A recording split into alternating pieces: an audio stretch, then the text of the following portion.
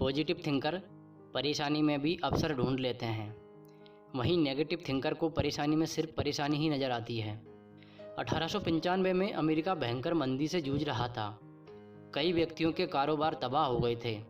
ओरिसन sweat modern भी एक hotel का मालिक था, जिसकी होटल अब मंदी की चपेट में आ गई थी और ओरिसन सड़क पर आ गए।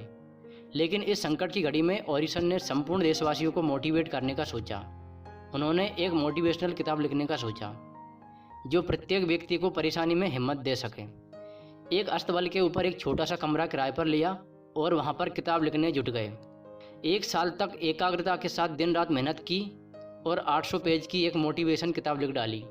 जिस रात किताब का आखिरी पन्ना पूरा हुआ, उस समय ओरिसन बहुत भूखे और थके हुए थे, तो पास ही के एक छोटे से कैफे में डिनर करने चले गए।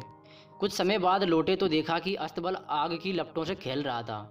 किसी कारण से अस्तबल में आग लग गई थी और उसमें उनकी 1 साल की मेहनत, वो किताब भी जलकर खाक हो गई थी। ये सब देखकर ओरिसन आहत नहीं हुए और ना ही वो दुखी हुए, बल्कि सोचा कि शायद किताब में कोई कमी रह गई होगी, और फिर उसी किताब को लिखने में वापस से जुट गए।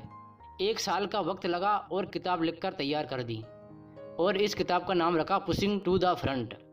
अब इसको पब्लिश कराने के लिए पब्लिशर्स के पास पहुंचे, लेकिन इस समय अमेरिका के हालात ऐसे थे कि प्रेरित करने वाली पुस्तक को छापने से पब्लिशर्स ने मना कर दिया और ओरिसन को प्रत्येक जगह रिजेक्शन का सामना करना पड़ा। ओरिसन अपनी किताब के पन्नों को समेटकर शिकागो चले गए। वहाँ एक छोटी सी नौकरी करने लगे।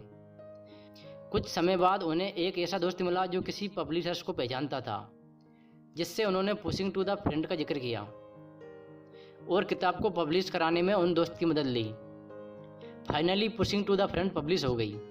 पब्लिश होने के कुछ ही समय बाद ये किताब देश की नंबर 1 बेस्ट सेलिंग किताब बन गई और इस किताब ने ओरिसन को इतना दिया जितना कि शायद वे होटल का मालिक बनकर कभी भी नहीं पा सकता था।